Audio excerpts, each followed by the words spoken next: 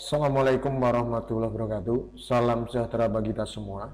Mahasiswa Universitas Terbuka dimanapun Anda berada, selamat berjumpa kembali dalam tutorial online Pendidikan Kewarganegaraan Kode Mata Kuliah MKDU 4111 bersama saya Eko Puji Sumaryanto sebagai tutor Anda dalam mata kuliah ini. Pada kesempatan ini kita sudah mulai pada inisiasi ke-6. Pada materi pendidikan kewarganegaraan inisiasi ke-6 ini kita akan membahas tentang demokrasi. Adapun cakupan materi dari materi inisiasi ke-6 ini, yang pertama adalah tentang pengertian demokrasi. Yang kedua, perkembangan demokrasi dari abad ke-19 ke abad 20. Kemudian yang ketiga, praktik demokrasi di Indonesia. Dan yang terakhir adalah prakondisi pelaksanaan demokrasi. Setelah mempelajari inisiasi ke-6 ini, Anda diharapkan secara komprehensif menjelaskan tentang yang pertama, pengertian demokrasi. Yang kedua, perkembangan demokrasi dari abad ke-19 sampai abad ke-20. Yang ketiga, praktik demokrasi di Indonesia. Dan yang keempat, prakondisi yang perlu diciptakan dalam kehidupan berdemokrasi. Demokrasi nanti terdiri dari yang pertama adalah pengertian demokrasi itu sendiri, yang kedua adalah perkembangan demokrasi, yang ketiga adalah praktik demokrasi, dan yang keempat adalah prakondisi kehidupan demokrasi. Demokrasi. Kata demokrasi sangat populer saat ini. Apabila ditelusuri lebih jauh, maka budaya demokrasi hidup dan berkembang sejak zaman Yunani kuno, mulai abad ke-6 sebelum Masehi.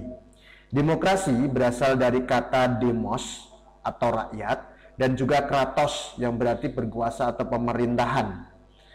Dengan demikian, demokrasi berarti rakyat yang berkuasa, yang menurut Miriam Budiarjo disebut sebagai government rule by the people, atau dalam ungkapan umum yang populer yaitu government of the people, by the people, and for the people, atau dalam arti bahasa Indonesianya adalah pemerintahan dari rakyat, oleh rakyat, dan untuk rakyat. Kami ulangi, secara umum demokrasi yaitu pemerintahan dari rakyat, oleh rakyat, dan untuk rakyat. Prinsip demokrasi yang paling pokok adalah yang pertama, liberté atau kebebasan. Yang kedua, égalité, kesetaraan atau persamaan. Dan yang ketiga, fraternité, kebersamaan. Kami ulangi, prinsip demokrasi yang paling pokok ada tiga. Yang pertama, liberté, kebebasan. Yang kedua adalah égalité, kesetaraan atau persamaan.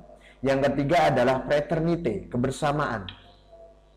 Ada dua aliran kelompok dalam demokrasi. Yang pertama, aliran demokrasi konstitusional, di mana mencita-citakan suatu pemerintahan yang terbatas kekuasaannya dalam ruang lingkup negara hukum atau Rechtsstaat, tunduk pada aturan hukum, rule of law. Yang kedua, aliran demokrasi komunisme atau proletariat, di mana mencita-citakan suatu pemerintahan yang tidak demokratis dan cenderung totaliter.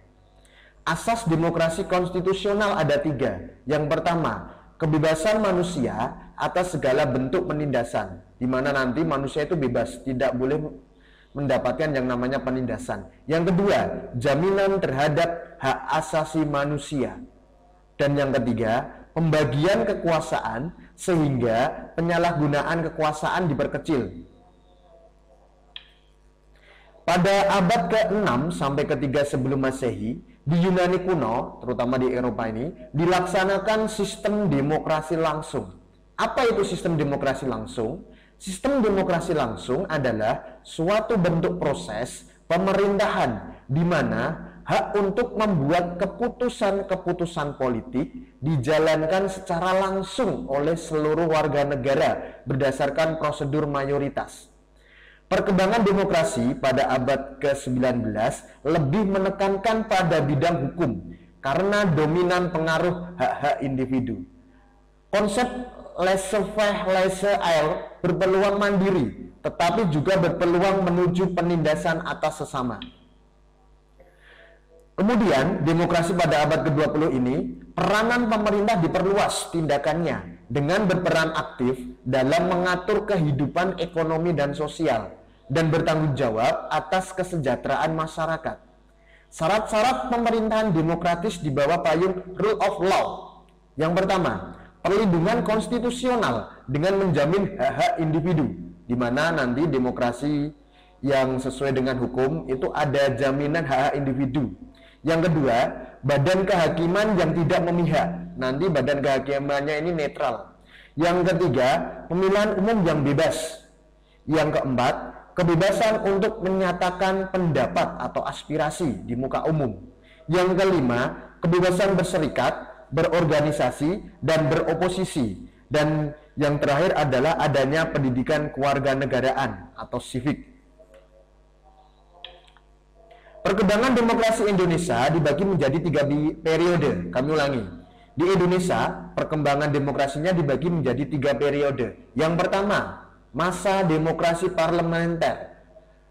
Mulai tahun 1945 sampai 1959. Yang kedua, masa demokrasi terpimpin, yaitu mulai tahun 1959 sampai 1965. Dan yang ketiga, masa demokrasi Pancasila, yaitu mulai tahun 1945 sampai sekarang. Berarti di Indonesia sekarang adalah masa demokrasi Pancasila. Apa itu masa demokrasi Pancasila? Demokrasi Pancasila adalah demokrasi yang dilandasi oleh nilai-nilai Pancasila sesuai dengan sila-sila Pancasila, yaitu sila pertama, ketuhanan yang Maha Esa. 2, kemanusiaan yang adil dan beradab. 3, persatuan Indonesia. 4, kerakyatan yang dipimpin oleh hikmat dalam permusyawaratan perwakilan. Dan yang kelima adalah keadilan sosial bagi seluruh rakyat Indonesia.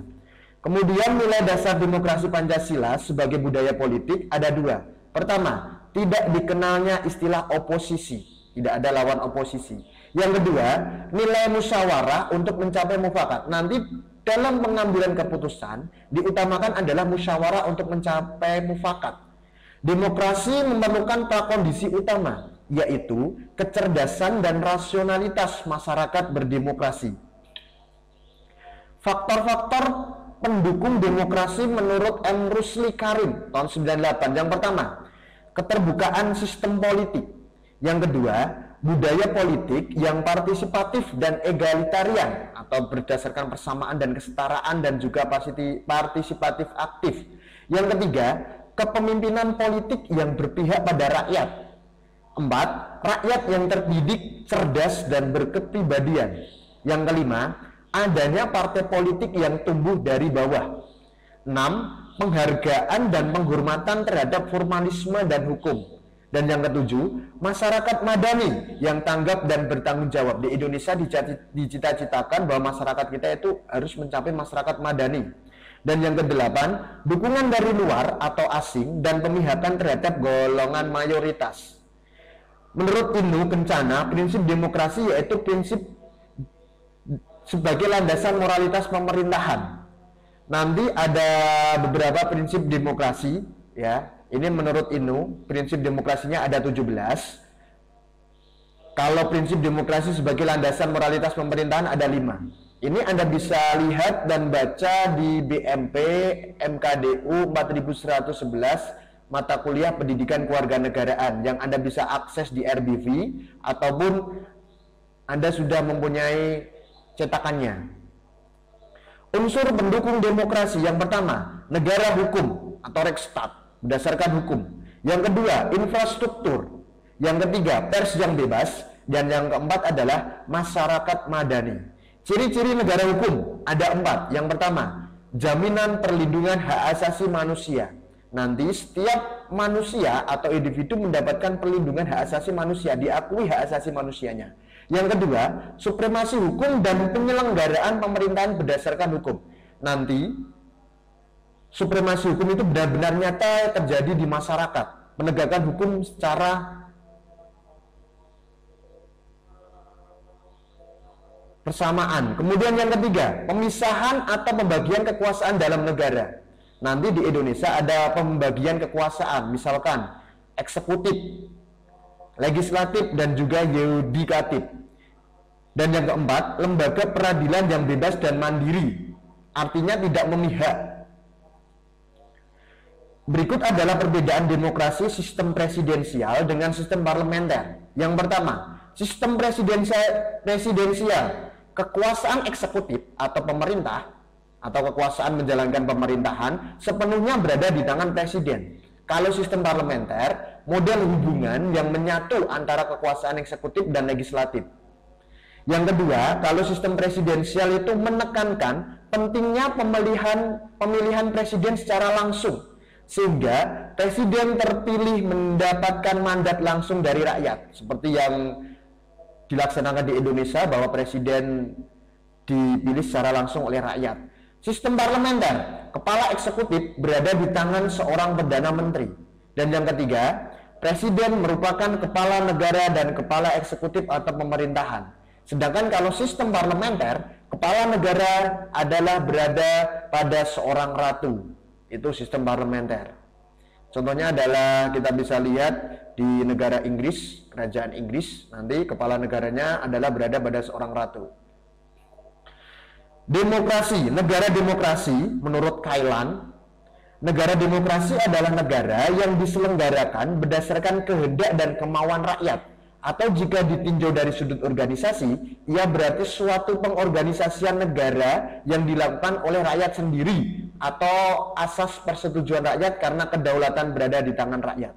Dasar ideologinya, demokrasi Indonesia adalah demokrasi yang berdasar Pancasila. Demokrasi Pancasila dalam arti luas adalah kedaulatan atau kekuasaan tertinggi ada pada rakyat yang dalam penyelenggaraannya dijiwai oleh nilai-nilai Pancasila. Demokrasi Pancasila dalam arti sempit, kedaulatan rakyat yang dilaksanakan menurut hikmat kebijaksanaan dalam permusyawaratan perwakilan. Berikut ini adalah contoh evaluasi untuk teman-teman mahasiswa. Demokrasi berasal dari bahasa Yunani yaitu demos dan kratos. Demos punya arti, tadi sudah kami jelaskan bahwa demos itu artinya adalah rakyat. Kemudian, berikut ini merupakan prinsip demokrasi yang paling pokok. Ada liberté, égalité, fraternité. Jadi jawabannya adalah B.